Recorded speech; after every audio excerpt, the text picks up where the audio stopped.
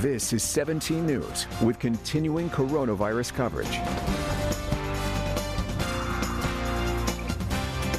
Good afternoon, and thanks for joining us. I'm Nicole Gitske. Governor Gavin Newsom is streaming live every day at noon to give an update on the coronavirus crisis here in our state. Now, today he is set to be speaking with one small business owner to discuss how businesses are adapting to reopening. Now, we will bring him to you as soon as he becomes available. In the meantime, let's go to the latest on the coronavirus here in Kern County. There were a spike in deaths today. There are 3 new cases reported from public health. That makes the total here 11 total cases in the deaths. Now, there are 29 new cases today, bringing that total to 1,055. 620 of those infected have recovered. 7,100 tests have come back negative, and the department is still waiting on results for 3,900 others. Also in that data that they released yesterday, 66% of those who have tested positive are Hispanic. The next largest group is white people at 18%. Public Health has also broken down the numbers of cases by zip code. The areas hit hard by the virus include Lamont, Arvin, and Bakersfield zip codes 93313 and 93307. Meantime, most of the cases in the mountain region are in Tehachapi, Fraser Park, and Pine Mountain Club. Well, Governor Gavin Newsom says some businesses that were forced to close because of the pandemic can reopen as early as Friday. He says the state is ready to move into the second phase of lifting lockdowns. This means some retail stores across the state, such as clothing stores, bookstores, florists, and sporting good retailers, will be able to open again, but with restrictions. As early as the end of this week, you will have the capacity as a retailer with the modifications and the guidelines we set forth on Thursday to begin to reopen for pickup. The governor's plan also allows decision-making on a local level, but counties that want to open must first meet criteria requirements for testing, tracking, social distance and sanitation, and protections for their most vulnerable. That means restaurants and hospitality companies in those places will be able to open with modifications. The governor says these plans could change if the virus continues to spread, and Newsom will release more specific guidelines on Thursday. Well, will there be a graduation ceremony for local high school seniors after all? The Kern High School District Board discussed the possibility of that happening at its meeting last night. With schools closed for the rest of 2019-2020 school year, most seniors accepted there would be no prom or circumstances, no walk across the stage to receive their diploma. But with shelter-in-place orders easing up soon, the district is discussing the possibility of holding some type of graduation for seniors. Now, no decision was made at the meeting. However, board members asked the superintendent and staff to work on plans with the goal of presenting ideas in the coming weeks, and we will keep you posted on when a decision might be made. Well, now in your 17 Crime Watch, new information on an arrest that has been made in connection with a homicide north of Lamont. The Kern County Sheriff's Office says a man was found with gunshot wounds after 2 yesterday afternoon on Fuller Drive near Cope Lane. Detectives identified 26-year-old Jonathan Villapando as a suspect. He was arrested yesterday evening in a nearby orchard. The name of the victim has not yet been released. KCSO says the incident is not related to the April 26th homicide that happened in the same area on Fuller Drive near Weed Patch. And we're learning more about a death investigation in northwest Bakersfield. Saturday, a body was found in a Callaway Canal north of 7th Standard Road. KCSO deputies responded to the scene around 7 in that evening. An investigator revealed that the man was named Hector Esquivel. Investigators are still trying to figure out how he died. And we've learned the name of a man accused of crashing a stolen big rig truck into the Kern River this weekend. Luis Medina with the Kern Community Foundation shared these pictures with us. According to BPD, 36-year-old Matthew Myers stole the truck out of a yard on Jewetta Avenue.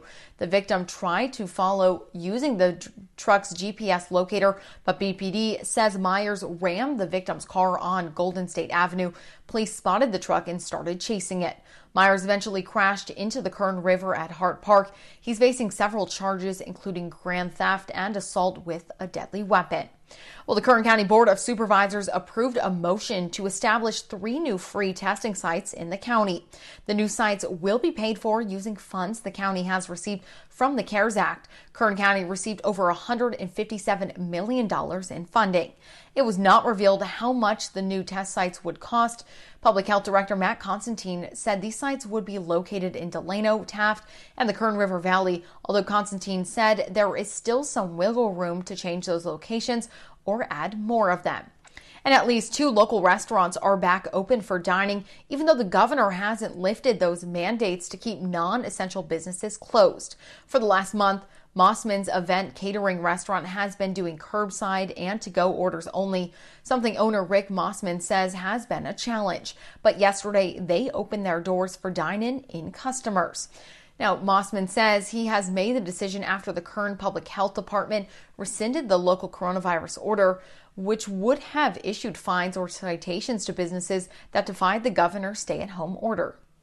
We definitely follow the guidelines of distancing people, staying away from people, not congregating too much, and we're looking forward to the time when it even gets more and more back to the way it was, back to normal. Now, other places like Moo Creamery also reopened for dine-in yesterday. County officials say the statewide mandate remains in effect, so they're still asking people in non-essential businesses to continue staying at home unless absolutely necessary. And another Bakersfield staple is opening its doors once again. Wool Grower says it will open for takeout only starting this Thursday, May 7th from noon until 6. The restaurant posted on Facebook that they pray everyone has been healthy during the shelter in place, but now it is time for fast food. The restaurant says it will have new menu options as well as to-go cocktails. And the people at Blessing Corner need your help. Seniors are in need more now than ever because of the coronavirus pandemic.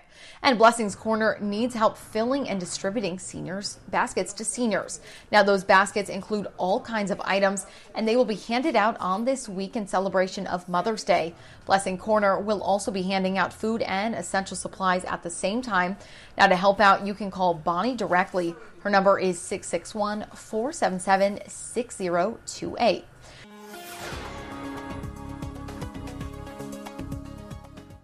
Welcome back on this Tuesday afternoon. Hope you're enjoying the start of our afternoon. On the weather front, it is a beautiful start to the afternoon. Temperatures are into the 70s in most locations. 77 out of Wasco right now. Beautiful skyline. We're also looking at sunny skies out in Arvin, 79 there. And then up in the mountains, clear skies out of Frazier Park and a nice warm 70. We want to talk about the watches and warnings because if you're in the Kern County mountains, we do have a wind advisory in place until 5 a.m. tomorrow morning. So expecting a little bit of a breeze, and that includes areas over the Grapevine as well. So keep that in mind if you must travel. 79 in Bakersfield right now with a north-northwest wind at 5 miles per hour. And here's a look at temperatures, and you can see for the valley, we are in the 70s all around, pushing near 80. 68 in Frazier Park, 72 in Tehachapi now, and 73 out of Lake Isabella. So the temperature is ever changing and also a little bit warmer. As we take a look at the skies around the state, you can see we are clear from the north to the south and even the coastal areas. Looking very nice this afternoon. Mid-70s out of Sacramento, 89 today in Fresno, mid-80s for Los Angeles, so a warm day there. 79 in San Diego, and where's the hot spot out to the west? Well, it's Phoenix, Arizona at 102.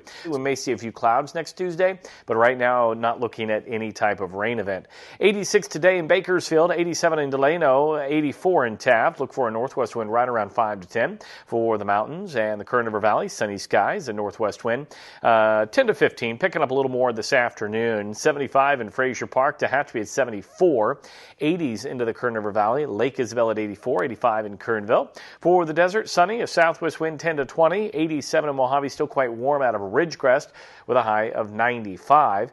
And as we take a look at the extended forecast, tomorrow 85, and then we are in the 90s Thursday through Sunday. Saturday, Sunday, we'll also look for partly cloudy skies and then clearing out again on Monday, but also cooler on Monday with a high of 88. Overnight temperatures still remain into the 50s and 60s. For the mountains, 70s through tomorrow, and then you'll be back into the 80s Thursday, Friday, Saturday, Sunday. Also a few clouds on Saturday, Sunday, and then a little cooler on Monday when we're back into the mid-70s for you. And then for the Kern River Valley, we're in the 80s through tomorrow, but then those 90s are coming back Thursday, Friday, Saturday. Also a few clouds on Saturday as well. So overall, not a bad forecast, but definitely a little warm-up is on the way. We'll have more news coming up right after the break. KGET Business Watch is brought to you by Grapevine MSP Technology Services, the Valley's leading IT service provider. Where's the beef? Wendy's is experiencing supply chain issues, resulting in some locations temporarily unable to sell hamburgers.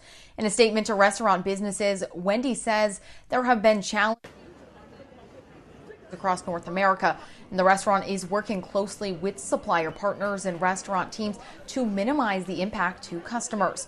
There are more than 5,800 Wendy's locations across the country, and Shake Shack says it's seeing significantly higher beef prices as the coronavirus pandemic forces the closure of meat packaging plants.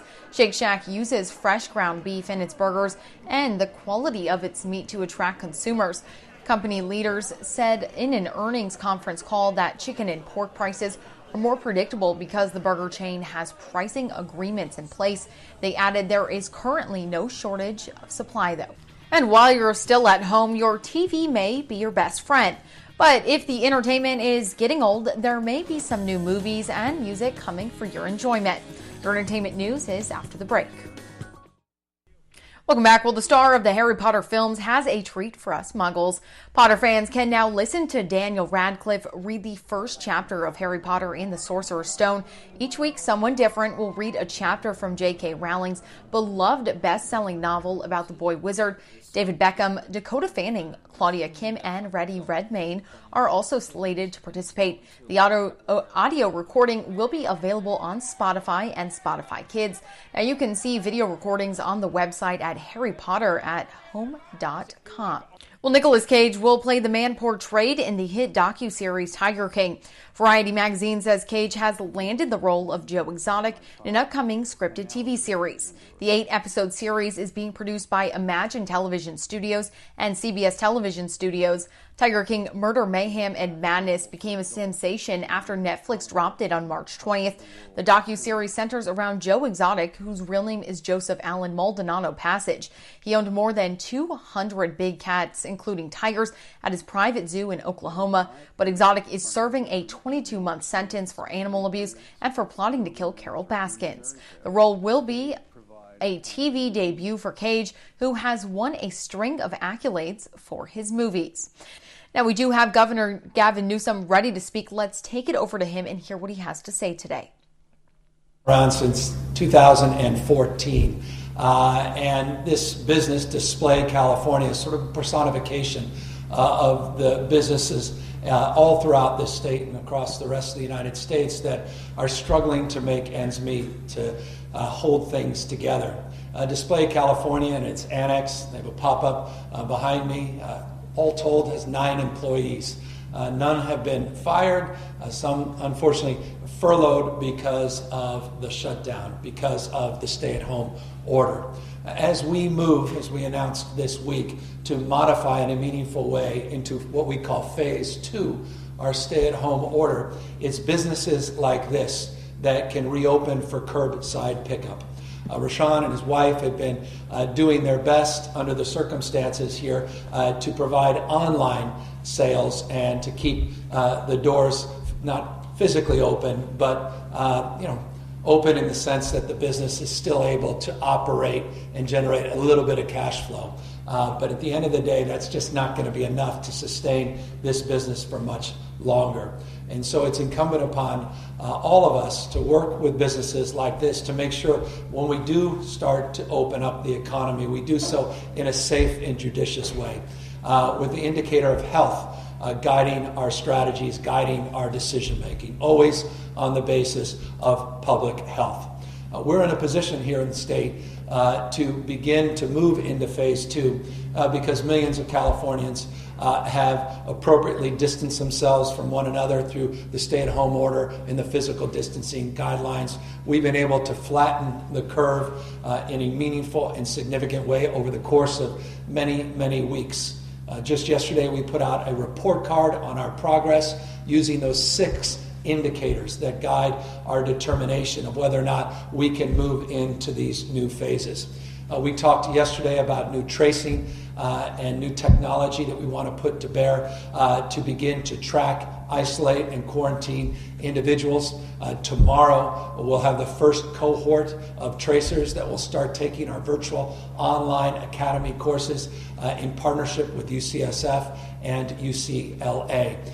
We made a final commitment to advance that effort using a new data management platform in partnership with Accenture, Amazon, and Salesforce that will be providing the ability in real time to share information and collect data on a cross-county basis. That is a fundamental part of our efforts to provide not only the workforce, 10,000 in phase 1, 20,000 within 2 months of tracers, disease detectives, and lexicon perhaps more easily understood, that will be deployed all throughout the state of California. Bottom-up, county-based led effort, utilizing the existing workforce of roughly 2,800 or so folks, just shy of 3,000 individuals that are currently doing tracing in the state of California. That augmented resource will allow us to move into this phase with our capacity in real time to determine spread and be able to isolate individuals, quarantine individuals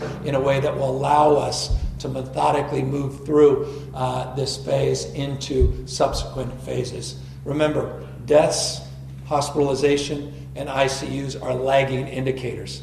The more testing we do, our ability to track, to trace, and to isolate and quarantine, that allows us more real-time information that allows us to move into this new phase and stay in that phase in a very, again, judicious and thoughtful way. This whole effort's been led by our health team in partnership and collaboration and counsel with public health officials all across the state of California. As we said yesterday, we'll be putting out the guidelines this Thursday, and businesses like this can start to open as early as Friday of this week. We were talking to Rashawn just a moment ago what that would look like for him. And it's a supply chain issue, not just a customer interface issue, as he reminded us.